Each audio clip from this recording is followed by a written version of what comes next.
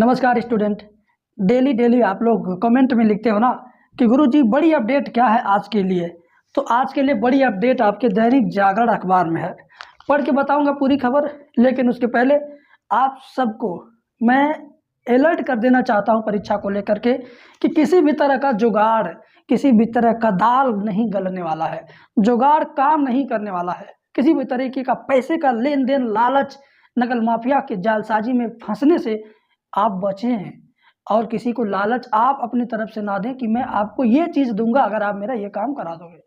खैर, ये बातें तो पूरी विस्तार से आज सरकार की तरफ से अखबार में छपवाई गई हैं, लेकिन मैं आपको फिर बताना चाहूँगा, अगर आप या आपका भाई, पड़ोसी, रिश्तेदार, बहन, दोस्त कोई भी ऐसा लगता है कि गणित विषय में फेल होने की स्थिति में है, तो उसको बोलिए कि मेरा 95 वीडियो वाला कोर्स ले ले।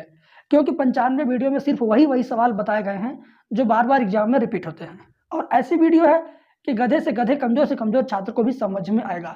बुरा मत मानना अगर मैं गधा कह रहा हूं तो, लेकिन अगर इस बात को आप स्वीकार करते हैं कि मैं कमजोर हूं, मुझे लेना चाहिए, मुझे पढ़ना चाहिए, तो आपको निश्चित रूप से फायदा होगा।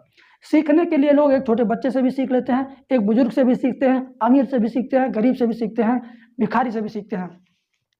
तो आप अपना लेवल यहाँ मत जज कीजिए, आप जज कीजिए कि आप किस स्टेज पर हो, आपको सीखना है कि नहीं सीखना, गणित पास होना है कि नहीं होना है।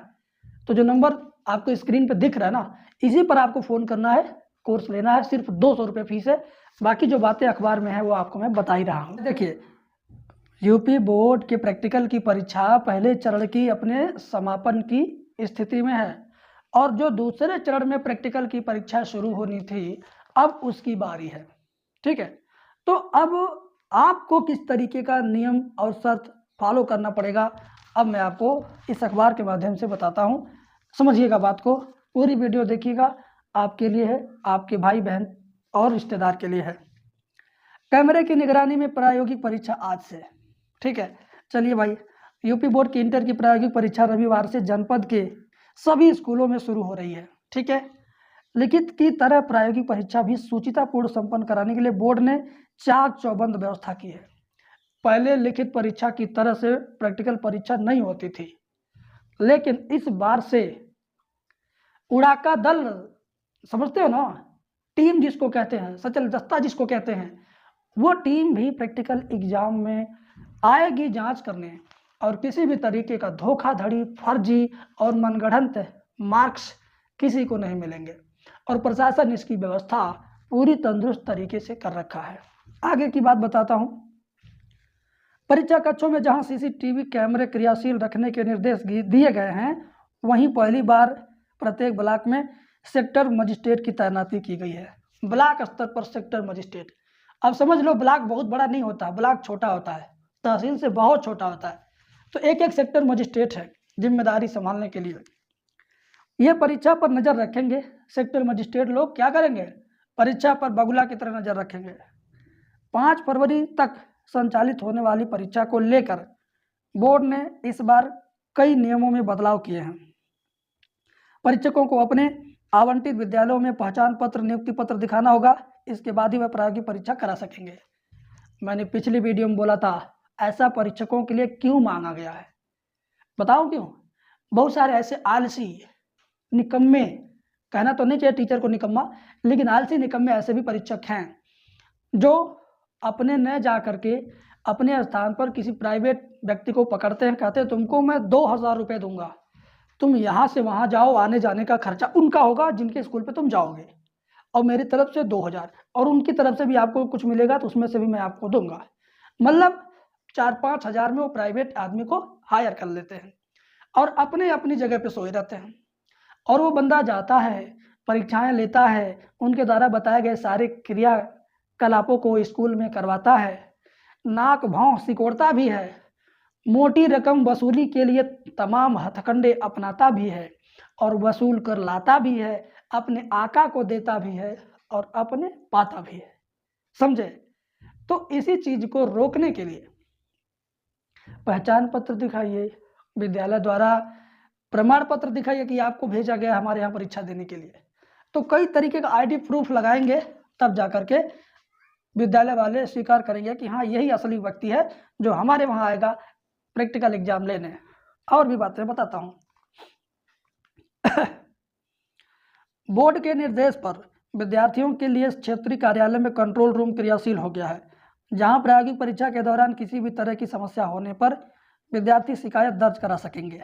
यदि विद्यार्थी से प्रायोगिक परीक्षा के नाम पर किसी तरह की शुल्क की मांग की जा रही है, किसी तरह का प्रलोभन दिया जा रहा है, परीक्षा केंद्र दूरी की समस्या है या फिर परीक्षा के समय से नहीं पहुंचने संबंधी मामला है, तो वह हेल्पलाइन नंबर बोल रहा हूँ, सुन के लिख लेना, 0551 22 052 71, ये तो PNT नंबर है। हम मोबाइल नंबर देखो, मोबाइल नंबर 63 94 71 72 34, ठीक है।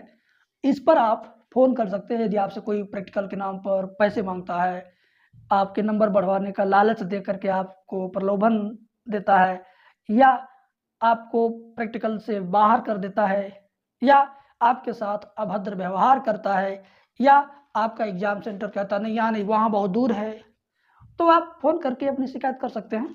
खटिया खड़ी बिस्तर गोल हो जाएगा, बस शिकायत करके तो देखो। और भी बातें बताता हूँ।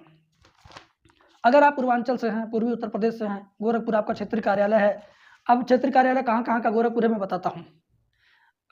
महाराजगंज का, कुशीनगर का, देवरिया का, सिद्धार्थनगर का, संतकबीर नगर का, इन सब जगहों का क्षेत्रीय कार्यालय गोरखपुर है।